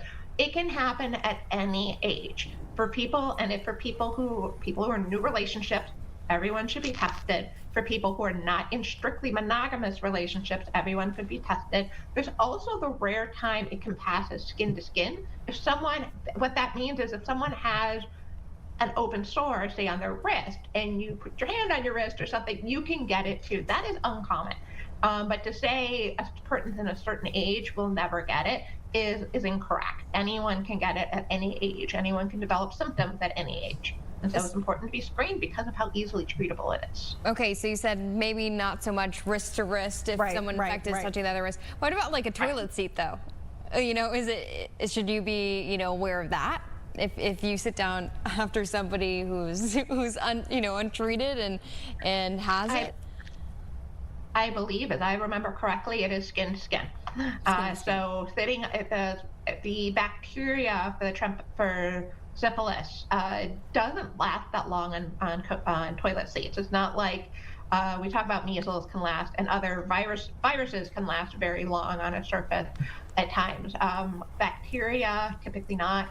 That I understand it, and syphilis, I do not believe, I have not heard of any cases, though this is not 100%, yes, this is the case, but I have not heard of any cases where it got transmitted on a toilet seat. There's usually a known contact with someone who had syphilis and did not know they did. Doctor, I want to go back to something just to make sure that, our viewers are clear on this. Does this show up to the equivalent of like a cold sore?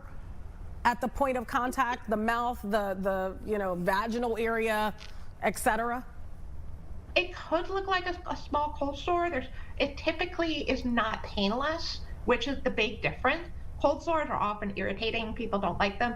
The part of the reason the primary syphilis can slip through is because it's a painless sore. And so people look at it, they're like, it's nothing. And so really being thorough, if you have a sore that you shouldn't have, you're like, wait, I've never had cold sores before. That should be part of the screening. And it's a simple blood test to test to see if you may have syphilis, and then a single treatment, a single injection, and then you're cured. Doctor, any other, infections, diseases, STDs that are also on the rise, along with syphilis that maybe we should be aware of? Gonorrhea and chlamydia are already common. And so I think their prevalence is a little bit higher, but I wouldn't say they're on the rise because gonorrhea, chlamydia in particular, is the most common sexually transmitted infection and has been for quite some time. Personally, I've seen a little bit more gonorrhea, but that was already common. We are seeing more genital warts, herpes, all manner of sexually transmitted infection, with the exception of HIV because of PrEP. PrEP is really, like, people are really, really good about taking PrEP, but PrEP only protects against HIV. Now, the great thing for people who do have more than one partner is that syphilis, there is an option now for syphilis to be prevented. If you take 2, and you can get a prescription from your doctor, but if you take 2 100 milligram tablets of an antibiotic known as doxycycline within 72 hours of sexual contact with someone who you just don't know their history or worried about, what we call a high-risk contact, that can help decrease the risk of syphilis, gonorrhea, and chlamydia. So that's important as well. All right, doctor, very important stuff people need to know going into the new year. Got to protect yourself. That is the best advice that I learned from what you had to say there. Dr. Joanna Bisgrove with Rush, thank you so much for your time today. Happy holidays. Thank you. Happy holidays to you. All right. Well, we're going to be switching gears here, talking about something but it's very important, and I'm glad that it is important. You know what? She laid it out so nicely and so maturely, and she did, and make sure it was in layman's terms, because especially if it's on the rise that much since the 1950s, not a lot of people are probably seeing it coming. Yeah, and New Year's Eve, that means don't just go home with anybody. You need to protect yourself, and yeah. I won't say any more. That's all that needs to be said. I don't know how to transition. Coming up, speaking of New Year's Eve, Teatro Zinzani, they are a perfect place for you to have dinner and a show, and they're having something really special for New Year's Eve. I told you I was just there in October. If you haven't been, this is why you have to go. We'll show you what we're talking about right after this break.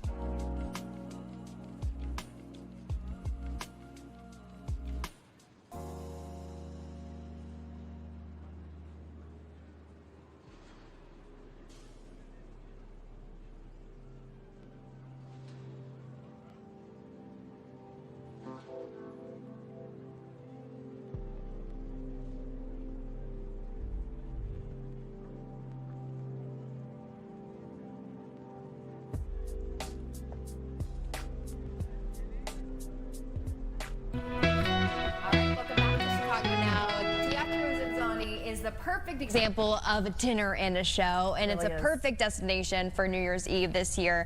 We're getting a preview of what you can expect this morning with Joe DePaul, your director, and then also we can't forget about Kyron Walton, a hand balancer, who is joining us this morning as well. Yes, Kyron, I got a chance to see you just a few months ago. First of all, I got to ask you, how the heck did you get into this? And you'll see what the get into this we're talking about a little later in the show. Different kind of muscles. Get into it? Well, I started circus classes at 8 years old, just as an extracurricular activity. And then from there, I started taking more and more classes every Saturday. And then I finally was like, at 12, I was like, oh, I want to do this professionally. So I kept going for it, kept taking more classes, started performing more and more. And then I finally got pretty good and was like, okay, this is real. Went to school in Montreal to further my studies, where there's the National Circus School of Canada. And then I kept studying, did more classes, graduated in 3 years, and I've been performing all over the world since. Pretty good. I would say you're really good, because it was hard to, you know, be enthralled in all of the other interviews we're doing when I was watching Kyron over here. Just practicing. Kyron, have you always been really strong? I mean, how did you know as a kid that this would be something that you'd be at this level of as an adult? There's something about circus that really, it's an umbrella for so many different types of, you know, physical activity, art. And as a kid, I played soccer, football, basketball, and I danced, and nothing was enough. It just wasn't enough. With circus, I could do all of those things and reach all the heights that I couldn't do with just sports, for example. And maybe I was naturally gifted a little bit, but I would say so. I think so. Okay, I got to ask you this as my final question, and then we are going to allow you to perform. You know, growing up, you know, when you have kids and you say things to your parents like, I want to be in the circus, they're like, you can't do anything with that. There's no career in that. But you're proof that there is a career in this. That's the coolest part about my whole circus journey, is that growing up in St. Louis, Missouri, I was a part of a social circus called Circus Harmony that reached out to kids in different parts of the city to get them outside and get them performing and doing a different activity besides just being on the streets, doing whatever, you know. So I grew up with lots of kids that looked like me doing circus, which encouraged me and encouraged my parents to keep doing it. So that was such a nice thing to have, that I had the example of what I could be. I'd had people that looked like me performing from Cirque du Soleil, from my city, and people that I knew, that I grew up with. So here you are in Chi-Town. Here you are, and I cannot wait for the audience to see some of what you do. We also have Joe DePaul here as well, director. And part of the show. And part of the show. Oh. Yes, I also perform in the show. Yes, and I knew that because you showed us a little bit of your skills last time you were here back in October. You know, I know that this is popular in the city, but what makes you know, the show so unique, the dinner and show so unique? Well, it offers a complete experience that you can't get anywhere else. You know, it takes place first when you walk in. It takes place in an antique Spiegel tent, which is this wooden tent with mirrors and stained glass, and you're time traveling when you go. And it's elegance, and the fact that there is elegant food, and the show is very intimate. And Zinzani cast world-class circus artists. I mean, they really work hard. Kyron is a beautiful example of that. Not only is he strong, he's graceful, and Kyron plays the maitre d'. He is funny and a good actor. Very funny. Everybody has to be multi-talented in every way, and that's the biggest comment we get, is the talent in the show. It's unstoppable. We're looking at that talent right now. Gabby asked me a question. She said, how do they do this? Because I have gone. And she said, how do they do this while you're eating and it not be like a distraction? I was like, I don't know, but it just works. Yeah, we have blocks where there is lots of acrobatics and story, and then there's moments where we serve, waiters and waitresses dance. There's a very talented live band, and Madame Zinzani, who hosts it all, is Liv Warfield, which is a legend. And that voice of hers is something. I am so sold. During the Christmas season, did you have somewhat of a, you know, a holiday show, or did you guys kind of keep it the same way year round, but a little bit different each time people go? Yeah, it's the same show year round. Now, New Year's Eve is going to be a special evening. It will be the show that we show every night, but the menu will be upscale menu. Very elegant menu. We've got oysters, lamb, duck confit. And, And also there will be a period where after the show ends, there'll be a period where we're celebrating, we're getting our hats. There'll be a special performer and doing ambience, and there will be me doing the countdown. Of course. Of course. Yeah. What I love about this show is that you bring the audience in. You know, it's one thing to go to a show and you kind of got to stand back. You know, you can't really participate. You want your audience to laugh. You want them to clap. You want them to occasionally sing along. And you even bring them kind of like in the center of the big top at times too, Really? which I love. Yeah. Oh yeah. Yeah, they make fun of you sometimes in some ways. It's fun. Yeah, it's extremely interactive, and I really want to show the best side of everybody, and it's a real human experience, and everybody feels at the end like they just had a community event. You know what? Everybody has their mouth open We're behind the casually scenes. talking while Kyron doing is this. My goodness. Is it shock you still seeing some of these moves and know just how skilled some people on your team are? So skilled. Absolutely, every single day, watching them warm up backstage is astounding, and I am very aware that this show is really grandiose thanks to the dedicated talent that they have. Can you walk us through, you know, to get a job here, right? You have to submit a resume tape. You come in, you got to be able to deliver once you get here. How do you get a job? What do you do? Do you do what Kyron's doing? Do you show up with the performance to do it, to get the gig?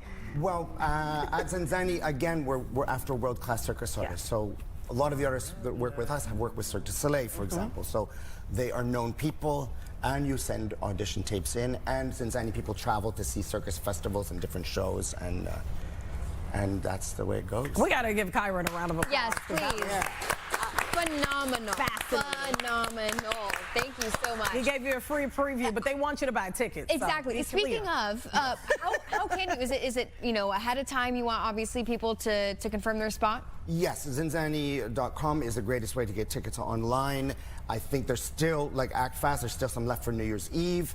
Again, special menu, special event, and it's a great way to bring in the new year in elegance. The closer you sit on the inner circle there, the more likely they're gonna make sure you're in the show. And it's a really good time, it really is. Can you have your phone out and videotape some of this, or is it like kind of no phones allowed, enjoy the experience while you're there? I prefer that people just enjoy the real live experience, yeah. I mean, now everybody's got the reflex of. Now, when I perform, and if you're in the center and you hold up your phone, I might take it. And for sure, for sure. Get it back later, but. Here's the thing, I need to go. You definitely need to go. Yeah. It is so fun. Oh, it really for is. sure. Yeah. Oh, it sounds like a blast. Evening of surprises, and we go from drama and beauty, like Kyron's showing, to like hysterical laughter. On a normal night, how much time should you set aside for the dinner and the show? The whole evening takes 2 hours and 20 minutes. So, and that's blocks of entertainment, juggling, singing, dancing, and then boom, you have 15 minutes to eat salad and chat and order your drinks, and then there'll be another block of entertainment for about 30, 40 minutes, and then boom, you have 20 minutes to get your main meal served to you, and you eat and drink and chat. It's nice, it's relaxed. People get to go, did you see what I just saw? Yes. That's incredible, you know? So it's not like theater where you keep your mouth shut till the end. It's really a festive place. And so many talented people. You know, I really enjoy, like, seeing people that are in the arts, like, because it's something that you don't have, you know? Everybody has their own place, but this is like art that I've never seen. And it's really like a once-in-a-lifetime experience. It really is. It's really fun. I know Kyron doesn't have his microphone on anymore, but what kind of prep do they do? Is it like lifting weights? Are you always in the gym? Maybe you can nod yes or no. No, that's a great question. They do have to train to continue to be able to do the feats that they do. And when we build the show, we have to allow warm-up time, warm-down time. You know, you can't just go, go, now, go. Yeah. And it's a lot of running. There's a lot of running in this show. Like, I mean, why are you guys laughing? Am I wrong? It's exciting. It's like, I don't know how you do it, because 1 minute somebody has on one thing, and then they run, and then they come back, and they got on a whole nother outfit. You're like, what happened? I don't know how Kyron's still standing right now, to be honest with you. But he's been practicing. And know that you have to dance, or you have to run too. Oh yeah, my goodness. it's a lot of movement. This sounds like the best kind of chaos It is ever. really fun. The best way to start off the new year. Oh. Yeah, really. Hula hoop, Ariel doing hula hoop. We've got Lindsay doing straps. We've got Danila who's hanging by her hair. Coming from the ceiling. Mariko, Japanese clown doing tap dance. It's like a fever dream. You know, juggler. We've got Spencer doing juggling, which he showed up here. Oh yeah, he was here with us. Yes. Oh, he was World-class amazing. juggler. Yeah, We tried juggling too, and it did not work out so well. We'll leave it to the professionals. Okay, one more time. If people are interested, where can they find more information? Zinzani.com. Okay. Go get your tickets, okay? These are artists, right? So they have to eat. So you need to buy tickets. This is not a free, because you know sometimes and not just show up and try to get your seat. And people want stuff free these days. No, you got to pay for this. No, and if you think if you're going to a show, you're going to go to a restaurant afterwards, at Zinzani, it all happens together in one experience. Joe DePaul, you are now a very good friend of the show. You know that. We got to have you back again. Second or third time, and we're going to have you back over and over again. I'd love it. And then I'm going to, when I come back the next time, I'm going to have seen the show. Right, so you'll be able to talk about it and so I can be as excited too. Although I am always excited to see you. Okay, guys, we'll be right back. We have some Christmas-themed news to get to, including this or that edition of holiday edition. I didn't know we were doing that. Okay, and I don't want you to look at your cards ahead of time because I want you to have a live reaction. Okay, we'll be right back here in a couple minutes. Save big money on everything at Menards.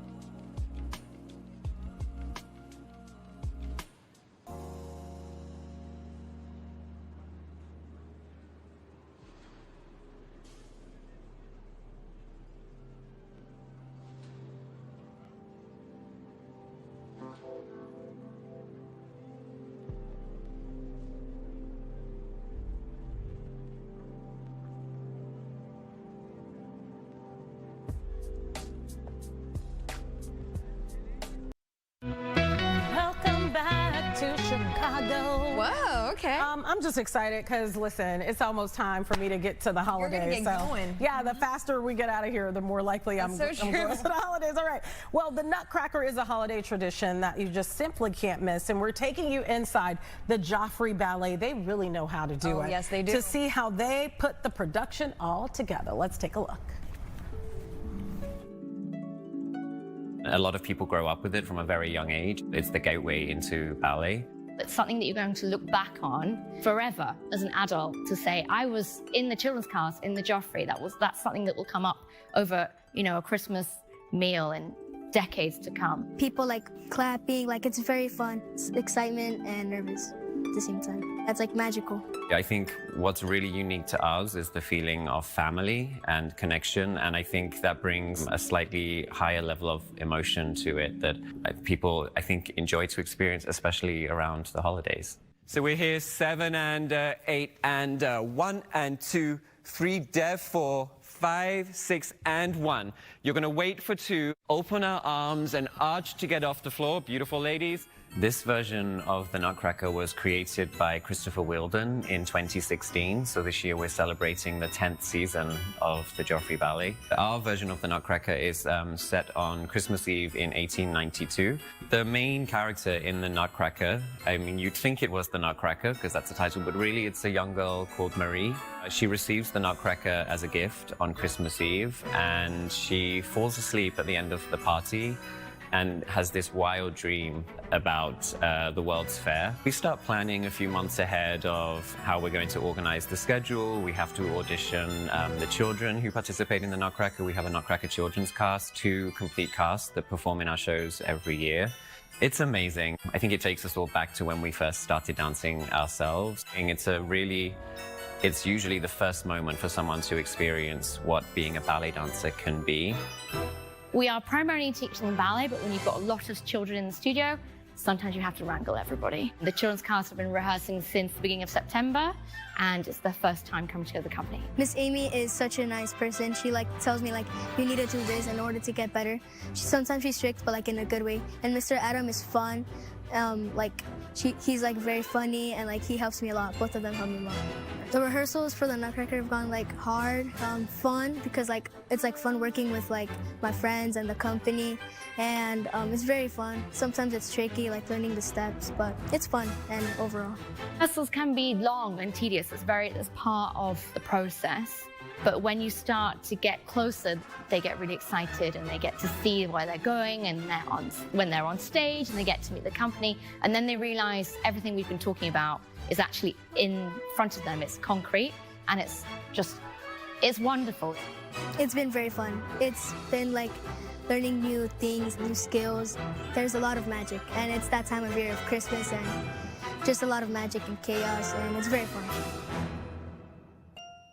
In a dream world, opening night, you're sitting out front with a little bit of nerves, but generally feeling okay. It really depends what's needed in the moment. With the children's cast, I like to be involved to make sure everyone's feeling good, and the logistics of being backstage, it can be overwhelming, big scenery, lots of things moving around. It's really a nice feeling to sit out front and feel the excitement of the audience and know that we've put the work in and they're about to see an exceptional production danced by exceptional artists. A lot of people don't realize how challenging it is. It's such a demanding job physically. You're really putting your body through incredibly difficult moves to execute the choreography. And it also takes mental fortitude. So you can liken it to being an athlete, which the dancers really are, but at the same time, they're expressing themselves in a different way. It's an artistic form of expression. So I think the amount of work that goes in and how hard it is compared to how easy it looks, that's a common misconception. And it's always a really enlightening moment when people get to come in and see behind the scenes a little bit and watch rehearsals as things come together and realizing what it takes to get to that moment where the performance looks effortless and beautiful and magical, but so much went into it. Absolutely gorgeous. Yes. Looks like our friend Kyron who just left the studio. I mean, the amount of athleticism that you need for that is unreal. Yeah, for sure. Unreal. But people, they trained for that since they were little kids. I know. So, so sweet. Completely makes sense. Okay, so apparently we're playing this or that holiday edition. Yeah, we are. Kick this off? Okay, I'll kick this off and then you can do the next part, okay? Which is more general stuff. This is Chicago holiday edition. Okay. This part. The Joffrey's Ballet, the Nutcracker, or Christmas Carol at the Goodman Theater. Man, why would we do that right after we played that? Okay, I'm gonna go opposite then. A Christmas Carol at the Goodman Theater. You know what? I'm gonna say the Nutcracker because I've never seen the Nutcracker live and I really want to see it. Okay, Chris Kindle Market or Zoo Lights? Zoo Lights. Zoo Lights too. Chris Kindle Market can get a little crowded, although this year it's a little different. Okay. Yes. The downtown Chris Kindle Market location or the Wrigley location? Wrigley. I'm going downtown. You're going downtown. Yeah, I mean, it is beautiful, but again, you can't get anything done. I'm not gonna. Yeah, I love it. All right, CTA Holiday Train or Metro Holiday Train? Well, since Metro sells out in 1.6 seconds, I'm going CTA Holiday Train. I did see Metro. It's ridiculous. We had Skybox up during yeah. My traffic report, and they caught the Metro Holiday Train going towards Downers Grove. So, you know what, for today, I will say Metro. Okay. But also, I've never tried attaining tickets at all. Lights on Michigan Avenue or neighborhood decorations? I'm going neighborhood decorations. Yeah, me Michigan too. Avenue, they need to step it up. Southwest Suburbs goes I'm sorry, guys. Yeah. Low key. They need to step it up. Snowy skyline or sunny but freezing skyline? Snowy. Of course. Is that even a question? Yeah. Ice skating at Millennium Park or on the Maggie Daily Ribbon? Ooh, I'm going Maggie Daily Ribbon because I've done that a few times. Ice skating experience in Chicago, and it's so beautiful over there. Dibs or no dibs? Dibs. Dibs, for sure. I like a little battle. Never done it, but you know, I kind of crave confrontation, so let's do it. It's not that cold, or why do I live here? Why do I live here? Why do I live here? Yeah, it just makes it better. Yeah. Exactly. Dry hands or chapped lips? Dry hands. Yeah. I don't want no skin peeling from my lips, because then you might think I got something. Okay. Let's talk general holiday edition. Gabby, you're up. Wake up early or sleep in late on Christmas? We only got 1 minute. Oh, wake up early. Okay. Baking marathon or one specialty dessert? One specialty dessert. Cookies, Baking's for sure. too much work. Shopping online or visiting stores in person? Stores in person. Me too. Decorating the house all at once or little by little? All at once. All at once, get it done. Holiday plans locked in early or totally last minute? Totally last minute. Me too. All right, let's make it one last good one. Let's do this one. Pajamas all day or a cute holiday outfit? Honestly, pajamas all day. I feel like we dress up all week long. I like both. Like, I do. You're right. I Half do like and both. half. As long as I have a good outfit. Yeah, that's all what that matters. If it's something I'm in about, I'll stick to the pajamas. Okay. Happy holidays, Happy y'all. holidays, everyone. It's finally here. Hopefully you guys have your Christmas shopping done. Hopefully everything's relaxed. Give yourself some grace this holiday season. We've had plenty of interviews saying, hey, everyone, just take a breath. Yeah. Relax. It matters, but enjoy your family more than the gifts. And Yeah, what you're very giving. true. Hey, we appreciate you sticking with us. How many months have we been doing this? We don't know. Okay, but we appreciate you for sticking with us on Chicago Now. Hey, we look forward as we roll into the new year. Happy holidays, and we'll